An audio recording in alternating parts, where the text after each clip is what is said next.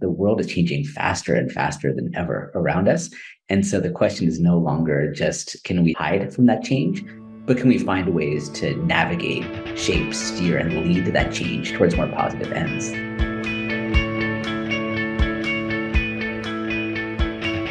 Welcome, everyone. I am so excited to be here today with Alex Budak. Alex, welcome to What the Fundraising. Hey, Mallory. Thank you so much for having me. I am really excited to talk about your work and your upcoming book, but why don't you just start with telling everyone a little bit about you and your journey and what brings you to this conversation today? Oh, thanks. Yeah. As I look back on everything, I guess the red thread that connects it all is helping people from all walks of life become change makers. That's really my passion. And that's what's connected everything that I've done. So I've worn a few different hats along the way. I've been a social entrepreneur, co-founded a social venture called startsomegood.com, which seeks to tear down the barriers that stop people from enacting change in the first place. As it happens, I fell in love with a woman who got a job offer in Scandinavia. And so I moved with her to Stockholm, moved in the middle of January, and this California kid has definitely never been colder in his life than when he arrived. But we stayed for 3 years, made a really wonderful home there. And while I was there, had the great privilege of running an incubator for leading Swedish social entrepreneurs and innovators, and got to give talks around Scandinavia about how people could become change makers in that context. Came back to the States and worked for a while at change.org. So I've studied change at big scale. And then through a lot of wonderful serendipity, found myself at UC Berkeley's Haas School of Business. And at Haas, I develop and teach this class, which is just a dream come true. It's called Becoming a Changemaker. It's a class I wish I could have taken when I was starting my own changemaker journey. And then now, as you mentioned, I've got my first book, which is Becoming a Changemaker. So based off of the same lessons and studies and exercises from the class, but now accessible to all. I love all of that. And I'm curious, as you've learned about change making and change makers, what has been the most surprising thing for you? I think it's how much it resonates with all kinds of different people. Part of why I started gravitating towards change making myself is that I'm a social entrepreneur. I know many of your listeners are, or if they're not, they certainly know social entrepreneurs. And that's one amazing way to create change. But I think we tend to overglorify the social entrepreneur. There's a concept called heropreneurship, where we put the entrepreneur up on a pedestal. But I've come to believe that not everyone can nor should be social entrepreneurs, but that really change takes all of us. And so I made that shift for myself, thinking a little less about the social entrepreneur side and more about the changemaker side. But now as I work with changemakers of all kinds all around the world, it's really wonderful to see how this concept really resonates with people across roles, across sectors, across industries, across ages, other demographics. I think I was pleasantly surprised by how inclusive of an identity it can be. And that really is important to me. And it's been great to see that resonates with other folks as well. Wow, I love that. And that's what I was thinking too, as you were explaining that, just how the identity of being a change maker can be incorporated into so many other components of your identity or work that you're doing. And I know you talk a lot about leadership as well. Can you thread that line for me between leadership and change making? What's the relationship between those things and how are they intertwined? Well, I think if we were to talk maybe 20, 30 years ago, maybe there'd be a little bit less of a connection. But I think we're seeing these two worlds come together more and more and more. And that right now, if you're a leader and you're not thinking about change making, it's probably time that you should, among many other shocks. You've seen COVID a couple of years ago when it first arrived, which changed quite literally everything. And we found that individuals, organizations, companies, cultures, we had to adapt or run the risk that we wouldn't. Same thing with our leadership. The world is changing faster and faster than ever around us. And so the question is no longer just, can we hide from that change, but can we find ways to navigate, shape, steer, and lead that change towards more positive ends. At the same time, there's also, I think, more and more demand for us as leaders to be doing the right thing. Now, I would have loved to think that that's always been the case. And I think there are tremendous leaders who've always done that. But I think a number of trends from Gen Z and millennials who are looking for more in terms of work and leadership and life, all the way to the long overdue awareness of the challenges that we're facing our country and our world, from systemic racism, which of course is not new. It's been embedded for a long time, but we're finally starting to come to grips with it, to the climate catastrophe. These are all areas where we need leaders to step up and lead change. So it'd be nice or it'd be easier, let's say, to pretend that we didn't have to worry about that as leaders, but in some ways we don't have a choice. So I think it's a great opportunity for us to opt into that changemaker identity now as leaders and have that become a hallmark of the way we lead change. So what are the pillars of an effective change maker? Break it down into three parts. So we start with a changemaker mindset. So that's a way of seeing the world and your role in it. Here, I'm inspired by the words of the poet Amanda Gorman, The Hill We Climb. So she says, "For there is always light if we're brave enough to see it, if we're brave enough to be it." I think that's a really nice encapsulation of what it means to have a changemaker mindset. This idea that things can always be better than it is now. There's always another way. There's always potential, but it's not enough to just recognize it. It also takes some bravery to identify it, perhaps when others might not, to be able and willing to question the status quo, but then also to have the courage to step up and say, I'm going to do something about this. And one of the fundamental parts of being a change maker is this radical inclusion that each of us can be a change maker. It doesn't require a title or authority, but it does require that courage to step up no matter where you are in a power hierarchy or where you are in terms of leading change. So there's change maker mindset, then there's change maker leadership. So you sort of identify the world, you identify things you might want to change, but then how do you rally others to join with you? I'm a big believer that change making is a team sport. So it's not just about us as individuals. It's how do we work together as a team, as a collective? How do we plug into the amazing work others are already doing and support those efforts? And increasingly, how do we learn how to influence without authority rather than telling someone what to do based off of status or power? It's how can you inspire people to want to be part of those changes with you? And then the third part is changemaker action, because of course it is change making, not change thinking. And so it requires taking those often scary, but absolutely crucial first steps of action, transforming ideas into long lasting and sustainable change, and taking a systems lens to make sure that we're not just putting a Band-Aid on a cut, but we're changing systems that underlie the issues we're working on as well. And so I'd say it's mindset, leadership, and action all coming together to help people be change makers. Okay, I have so many questions I want to ask you and things I want to double click on that are inside there. And the first thing I want to ask you about is this concept that I've been thinking about a lot recently, which is probably most fundraisers would say, if there was a money tree that could just fund my organization forever and ever, that would be great and I would take it. And I have the unpopular opinion that I actually would not. And the reason for that is because I really believe that fundraising is a critical part of movement building, that when donors make a decision to give their money, it changes a piece of their identity and they become more engaged in the work and in the organization. And that fundraising isn't just a means to an end or a necessary evil, as it's sometimes called, but it is the work. And so I'm curious what you think about that. I don't know if you're going for some tension here, but there's no tension because I actually totally agree with you. That's been my own experience in co-founding Start Some Good, which was one of the earliest crowdfunding platforms for social impact. We found exactly the same thing. We set out to say the way we fund social ventures is broken and let's make it more community driven. That was really our goal. But what we found is that it's not just about the money, that especially when we're thinking about new social ventures getting off the ground, that it was also building that community of support that was absolutely crucial. And so we found that on our site, sometimes people would raise as much as $100,000. Sometimes they'd raise $300. But in all cases, it wasn't just about the money that they needed to get started. It was getting that early community, the early champions on board. And amazing things happened when people felt a sense of it. I think that in so many ways, people are so hungry to feel a sense of belonging, to feel some part of something bigger than themselves.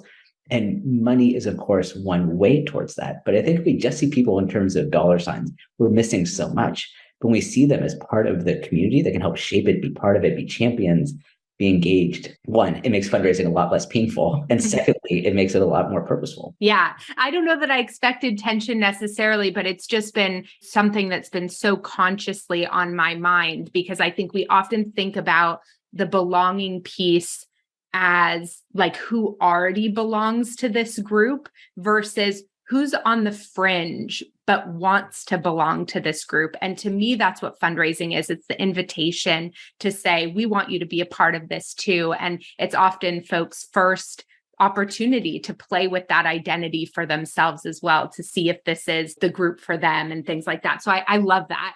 I want to talk about the action piece also, and not to put a negative spin on it immediately, but I want to talk about fear a little bit, because I'm curious when you think about these three pillars of change making. And as you were talking about the action piece in particular, I do a lot around habit and behavior design, and frankly, mostly to help fundraisers and nonprofit leaders overcome the fears that come with change. So can we talk about that a little bit? Yeah, let's jump into it. So what comes up first when I say that to you? That so many change makers are so scared of feeling fear that they think that if I'm doing it right, I shouldn't be scared, that I should just be like, oh, this is easy. We just got to do it. But I think if we change our perspective with fear, it actually can become more of an enabler. Sometimes that feeling of fear that we have is a feeling like, this is really meaningful to me, or this is something I really should be doing, or it's activating our energy in a powerful way. And so I think I spend a lot of time working with change makers that are feeling bad about themselves. They're scared, thinking that, of course, when you read the narratives, the popular narratives, that, oh, this person is just fearless and they just do everything. I don't think that's the actual reality. And so I think we can start building a different relationship with our fear. I love that. And I couldn't agree more. I say to my clients a lot, you don't need to be fearless all the time. Just for a second when you click send on the email, or just for a moment when you do this thing, just right when you get over that action line. How can you have 30 seconds of fearlessness, perhaps? But I think that awareness around the fact that we are likely going to be uncomfortable, and that's not a sign that we're doing something wrong, is a really important piece of the conversation. Because what I think you're saying, see a lot of people, and here as an executive coach, a lot of times leaders will say to me, well, if I was a good leader, I wouldn't feel that way. If I was a good leader, I would be able to push back there without feeling so uncomfortable. And there's this myth that discomfort is a sign of something wrong. But from the science, we know that any change to the status quo should actually naturally lead to discomfort. So if we're trying to change the status quo, to me, it would seem normal that discomfort would be a part of it. But like our initial mindset around that seems to be the opposite. Completely right. And like you said, the social science is there as well. So like Samuelson and Zeckhauser have done work on the status quo bias, which shows that even when the alternative is better, we tend to prefer what we already have. We tend to overvalue that. And so we as change makers need to overcome some of that initial inertia. What are some of the ways you've seen change makers work through that? Or what are some strategies that you talk about and recommend? My class is very hands-on and very experiential. And actually in the book, I give some of the same exercises that I give to my UC Berkeley students as well. So readers can try them out. But so when it comes to failure, we spend some time in class learning the science behind it, the social science behind it. We do a couple of case studies. But it's one thing to intellectually know, okay, if I'm going to do anything meaningful, I'm going to fail along the way. I'm going to feel scared. But it's a much different thing when you're forced to actually go out and do it. So towards the end of the lecture, I put up a slide which just says 2 words: go, fail. And students look at me nervously. Is he for real? Is this really happening? And then I go to the next slide and I'm like, yep, this is really happening. So here's the assignment. You have 10 minutes. You have to go leave the classroom and you have to go ask for something. And you can't come back until you've been rejected. You've got to get someone to say no to you. And then at that point, you can come back. And as a professor at the front of the room, I can see students like literally starting to respond somatically. They're getting nervous, they're giggling, like they're just scared about what's about to happen. So they shuffle out of the room. And of course, I mentioned that I'm here at the front of the room. I'll help you if you need a little coaching, a little mentoring. I'm going to support you in this. Right? You're not just totally on your own. And students walk out. And then when they come back, the energy is just off the charts. So much so that I once had a faculty member next door come over and ask us to keep the noise down because students were just so energized from the feeling of coming back. And students find 2 things. One, about 1/3 of students who ask for something, even ridiculous things, they actually get a yes. They're sure they'll get a no, but they get a yes. So I think of one student who walked out in the rain without an umbrella, found a guy with an umbrella and said, hey, my class is all the way across campus. Would you walk me there so I don't get wet? And the guy said, yeah.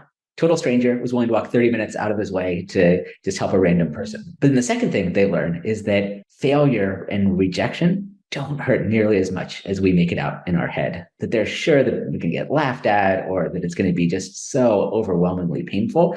And it's honestly not. It feels really empowering when you realize, okay, I got rejected and I'm still here. I'm still doing fine. I'm going to move on forward. And so often this one experience for students, and this is one you can recreate in the book, is one that changes their perspective on what it means to be scared and what it means to fail. Because once you do it a couple of times, it desensitizes you a little bit. And then you can go into it with more confidence knowing, hey, I can handle this. Okay, we are kindred spirits because inside my course, the Power Partners Formula, I have something called the 7-Day No Challenge, where I have fundraisers take a particular type of list from their donor database. And their goal is to get as many no's as possible in that week period, making phone calls to all of those donors. They're lapsed donors they haven't given. And they find similarly that number one, they raise a lot of money doing it because a lot of people say yes, but also they build their resilience around the no and they realize it's okay, I've survived. And then having tools to deal with sometimes with fundraising, as I'm sure in your work too, sometimes when the ask feels so deeply personal, the no hurts a little bit more, right? Because there sometimes then is some chatter that comes afterwards about why the person said no, or there's with fundraising in particular, a lot of the donor doesn't like me, or what did I do wrong? Or right, there's this whole dialogue that we can have internally around it. And another thing I talk about a lot around that, which I'm curious your perspective here, is that sometimes we don't like to do things not because of the thing that we're doing, but because of the way we talk to ourselves during the thing. And I find that for myself with certain types of exercise. There's certain types of exercise where I'm very kind to myself. And there's other types of exercise where I am really mean to myself. And it's no wonder that I don't want to do those things. And the same thing is true, I think, with fundraising. A lot of what people don't like about fundraising has nothing to do with the activities and everything to do with how they talk to themselves in the face of challenge or failure or people saying no. I'm curious how that materializes in your work. I was nodding quite a bit, which I realize is great for an audio podcast. It's something I've experienced quite a bit myself because we tend to tell ourselves all of these stories and we make it out to be so much more than it actually is. And I'm guilty of that as well. But I think the time that I learned this lesson in the most profound way was when I was actually applying for my job at UC Berkeley. So I'd gone through the application rounds and it was a long, arduous process. And then every sign was that it was looking good. But then, of course, it's the awkward position where they're supposed to follow up with me. They didn't. So then I wait a couple of days and say, hey, just wanted to circle up and follow up, a kind of awkward dance. And then I get an email back saying, Alex, sorry, been holding off on emailing you, but just want to let you know that unfortunately you finished in second place. We decided to give the job to someone else, but keep in touch. But then 2 days later, I get an email with a subject line, which is just, it's very dramatic. It was just development, ... And it turned out that the person who they initially offered the job to, the first place finisher, had declined the job. And so the job then became mine. And of course, I happily accepted and stepped into it. But in that moment, of course, I was feeling gratitude and feeling lucky, but also it reminded me that rejections just aren't personal. Who knows why they chose that other person over me? What could it have been? And just who knows? Maybe it was a flip of a coin in the end. And like, okay, down to these two people, I don't know which one to choose. Let's choose that other person. And tell myself to stop writing those stories because unless you know for sure, and you don't know for sure, then why make up those stories? And so that has changed my perspective, which of course has then been helpful as I went through many other life skills that require rejection, such as writing a book, which comes with a lot of rejections as well. Yeah. And I feel like, at least for me personally, that the more I take risks, the more comfortable I get with rejection because I'm taking so many risks and that there's some of them are sticking, plenty of them aren't. I had a friend recently talking about how to make reels on Instagram. And I was like, here's the thing. The first one is going to be really scary because it's your only video on Instagram. And so the stakes are going to feel really high. But if you just do it every day for 2 weeks, you're going to have 14 reels. And so the stakes for each of them is going to be a lot lower because you're going to have so much content. And that's how I feel about everything. And it helps me, at least with the rejection piece, a lot. Yeah, I really appreciate that. What a great analogy. Do it 14 times. You got 14 pieces of content. And if the first one is terrible, people will never even remember that one. It's buried. Yeah. I love that. Okay, you have studied so many different change makers, so many different leaders. When you think about the mindset piece in particular, because we talk about that a lot on this podcast, what are some patterns or qualities that you see in the mindset of really effective change makers?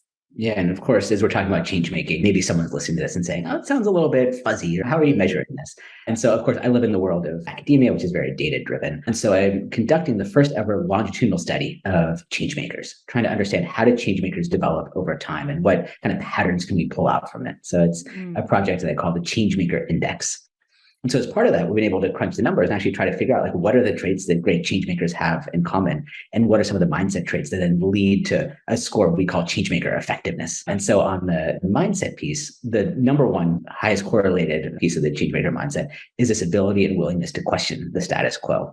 That when people are able to see a different path forward, to recognize that things could be better than they actually are right now, see patterns that others may not see. That's the mindset unlock to so many other things. Like telling the story of Lila Olgren, who's someone that probably your listeners have never heard of, but you've absolutely used her work. This is the 1970s, and she's working for the Swedish telecommunications agency. And they're trying to figure out the first ever mobile phone. They're trying to, at this point, do car phones. And they kept running into the same challenge. So what they're trying to do is recreate the exact same process of what it was like dialing a phone number from a landline, right? Where you dial all 7, 10, however many numbers, and then it dials. But they're trying to do this in an automobile, a moving automobile. And it just kept dropping because they would lose connection to the towers. And the team just couldn't figure out a path forward. And they kept thinking, maybe it's just not possible to do this. But Lila Olgren was willing to see things a little bit differently. Her powerful insight, which by the way was fantastic because she's the only woman on an all-male team, but she came with this one insight, saw things differently. And she said, why are we trying to recreate the exact same experience of being in a house when we're in a car? Why don't we do things a little bit differently? And at that point, computing power is at the point where you can actually store some data, store some numbers. So instead of sending them all off at once, it would store each individually until you got the 7 or 10 numbers. And once you got them all, then boom, it would send it off to the tower. And that is what made our ability to use mobile phones possible. And so most people have never heard of Lila Olgren, but looking back 50 years ago, it seems deceptively simple, but a really powerful insight, this ability to question the status quo, to see things just a little bit differently than others did. And that's made all the difference. How do people cultivate that in themselves? I'm a big believer in the power of curiosity. So I've got a wonderful 20-month-old at home, and it's so fun to sort of see the world through his eyes and just the sheer curiosity that he brings into everything. And being a parent, and then other parents could probably identify with this, but sort of a wonderful way of seeing the world. And why does that disappear? How does that disappear as we become adults? He's not old enough to yet ask the question why, but I'm preparing myself for that. Apparently around age 3 or something, there'll be lots of whys. Get ready. So I already know he's going to be a kid that's asking that. But I think that curiosity, at some point we tend to get like hyper specialized. You think about the way universities work. It's like you have to have a major, right? Even though the world isn't set around like sociology, it's set around, I don't know, clean water access. We have to say, I have to be a sociologist. In jobs, you are a, I don't know, direct to consumer marketer. You have this hyper specialization, which I think doesn't serve us well. And so I think we do well to tap into our curiosity from the design thinking playbook, channel that inner 3-year-old and ask why and be really curious. I'm also a big fan of the way that the design from IDEO thinks about people it hires. Maybe you've come across this before, the T-shaped leader. Is where you have this sort of vertical line, which is the deep functional expertise, but then the horizontal line is the broad-based curiosity and awareness of a lot of different things. And I think we would do well as individuals to think of ourselves as a bit more T-shaped. Dennis Boyle, one of the founders of IDEO, has been massively influential in my career. So IDEO has a deep place in my heart. And I so agree with everything that you just said. I'm thinking a lot about everything that you're talking about here and how it relates to nonprofit leadership and the relationship often between the nonprofit executive director or CEO and their board of directors. And a pattern I feel like I see a lot is a strong change maker in the CEO or the executive director with a board of directors that holds a lot more fear around change. And it often hampers the ability of the leader to be effective. Then over time can also maybe squash a little of that curiosity or exhaust them a little bit in the ways in which they once felt excited and inspired to challenge the status quo. And I'm curious if you have any advice for that dynamic or how in different types of power dynamics like that, leaders can find their way. Yeah, it's such a crucial power dynamic to navigate. And I think it's one that we don't fully prepare ourselves for as executive leaders or even as board members. This idea that I've seen this so often that the CO, ED, they stop seeing themselves as beholden to the mission and they start seeing themselves beholden to the board and making sure that they hold on to things. So I'd like to address this in two ways, both what the board can do and what the individual can do. But starting with the story, so I had the great pleasure of serving on the board of a nonprofit organization called Creating the Future. And it's led by quite a visionary social entrepreneur, Hildy Gottlieb. And so we as a board took the decision that we wanted to essentially blow up what the normal board is like and rethink the board completely. And so we went down to what's the bare basics. So really the only thing that we had to do as a board is oversee the financials and a couple of other things. And so we said, okay, as long as we do that, then check, done. Legally, we're set. Now let's think about what role we can play to actually be part of the community, to actually build things forward, rather than seeing us as people who just write a check and then occasionally drop in with, have you thought about this idea? Instead, it's about being part of the community itself. And like that's attracting the right type of board member. I think from the board member side, they would generally do well to place a bit more trust in the organization. Usually the organization gets to a great place because of the executive director, or at least that initial vision, and to bias themselves towards that trust. And then I think on the ED side, at least from what I've seen in working with nonprofit leaders, is when it becomes a feeling like they're just trying to perform, kind of performative for the boards, that's a dangerous setup. And then it leads to the point where you withhold information or you hold back on bad news. And then next thing you know, as you're spending all your time preparing the quarterly update, where you're just trying to massage the language perfectly. And so I think instead find ways to like over communicate with the board, bring them in really quickly. And the truth is many board members probably won't want to be that involved in details anyway, but as long as you're over communicating it, then you can buy yourself a bit more space and show yourself as someone who's trying to be a partner in this rather than someone who's just trying to please the crowd. Yeah, I really agree. And I think the people pleasing element of the board is also so complicated and really a never ending battle because it's 12 to 3 to 20 people. Not everyone is ever going to be happy at the same time or agree on a decision. And so that quest to make everyone happy and losing sight of the mission often in the process, I think is a really important point. And yeah, I love the advice that you shared there. I keep thinking as you're talking about these components about their relationship to confidence. Can you talk to me about the role confidence plays in both how you understand and teach change making and leadership? When we look at change makers, we often tend to see people who at least appear outwardly super confident. And of course, I teach at a business school. And so if you were to drop in, you'd be like, wow, these people are super confident. But I get to know them well enough to know that most people aren't as confident as they appear on the outside. And so I don't teach confidence. What I teach is directly connected to one of the values of the school, but it's called confidence without attitude. So in other words, this wonderful polarity of confidence and humility at the same time. So I think if we over-architect on either side, then we get into trouble. So the hyper-confident leader is the one that never listens. And of course, they give great speeches, but that's not going to lead a team. And then on the humility side, I'm a big believer in the power of humble leaders. And the data really show how impressive and how important it is to have humility as a leader. Amy Au, for instance, did research looking at do humble CEOs matter in the tech world? And they found that presence of humility among the leader led to better innovation, more diverse management teams, and even better bottom lines. So humility really matters. But where I like to play is we often think, okay, I should be a little bit humble and a little bit confident. And then what happens, we sort of meet in the middle where we're not that humble and we're not that confident. Think like the humble brag, which everyone hates. So instead, I like to think about confident and humble. And those are the type of leaders that I think we want to work for. Because as a change maker, you've got to be confident in your ideas to stand up or just even to say like, hey, I believe I can make change. Like that requires some confidence. But it's the humility that I think really unlocks so much of it to make people want to be part of this with us, to be able to highlight some of our own failabilities as a leader, practice some of our own vulnerability, to ask questions instead of just pretending you have to have all of the answers. And so I think as change makers, it's owning that polarity of being both confident and humble at the same time. Wow, I really love that. And I've never thought about that in that way before. I often think about the kind of toxic confidence, perhaps more as like ego.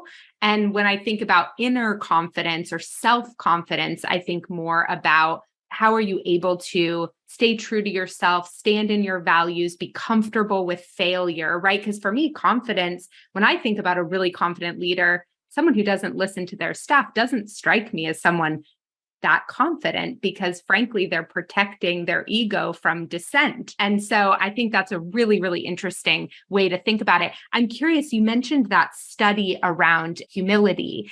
What are some of the ways that you can measure or that they did measure how truly humble a leader is? Yeah, they had an index, I think, that they used to measure a series of questions that they asked. So the CEOs would get a self-report, but they would fill that out. But one of the frameworks that I love for thinking about our humility as a leader comes from the work of Jim Collins. I'm not sure if you've come across that before. Something called Level 5 Leadership. So Jim Collins set out to try to understand, like the book is actually called Good to Great. So in other words, what makes companies truly great when others remain good? He did something called matched pair analysis. So basically looking at two companies otherwise identical, think like Wells Fargo, Bank of America. And so he's this hardcore kind of quantitative guy, strategy guy who thinks everything could just be measured in terms of corporate strategies. But his team came to him and said, we've actually found something in the data that is about the role of leadership that leads to companies truly being great. And he was, of course, skeptical at first, but I guess he practiced some humility himself to be open to it. And so what they said is they found that the truly great companies, all of them had something they called level 5 leadership. So it's fierce resolve, hardworking, and maybe called grit, but then also humility, high levels of humility, which is surprising, especially when you think in a traditional business context that humility matters so much. But the framework he uses to teach humility, I really like. So it's called the mirror and the window. So when blame comes in and you're a leader, do you look in the mirror and take blame, or do you look out the window and blame your team? Then when it comes to praise, do you look in the mirror and say, oh yeah, that praise is for me? Or do you look out the window and give that praise to your team? So of course, the humble leader is more willing to accept blame and more willing to distribute the praise to others. Not perfect. And of course, there's reasons that it's an imperfect model. For instance, traditionally marginalized groups may need to actually stand up and take the credit they deserve if they're less likely to receive it themselves. But as a general model, I think that works quite well to think about when praise comes in, are you one to share it or to take it for yourself? For folks who are listening to this, if they're going to ask themselves some of those questions, I'd be curious to reflect on what your gut automatic response is and then how you behave, because I also think that's a little bit telling in terms of maybe an area of growth. One of the things that I see with leaders a lot that I'm sure you do too, you mentioned the like performative nature sometimes between a CEO and ED and a board of directors. And I see this sometimes around different leadership qualities when leaders are told great leaders look like blank, blank, blank, blank. But the inner work around that perhaps hasn't been done. So they perform in a way perhaps where they're praising their team, but it's a little bit disingenuous and you can feel it in the room. And it's been an area in my own leadership that I've really tried to pay attention to. What are my gut responses? What's that auto response for whatever the situation is? And then how do I behave? And not that correcting to behave in a way that's supportive of your team is a bad thing at all. But I think for folks who want to go to that deeper level around their inner leadership and how they feel in those moments, there's this second layer of questioning that I feel like gets really juicy there. Really important. I mean, what a great way to develop some self-awareness. I love the writing of Viktor Frankl, and he talks about how between stimulus and response, there's a space.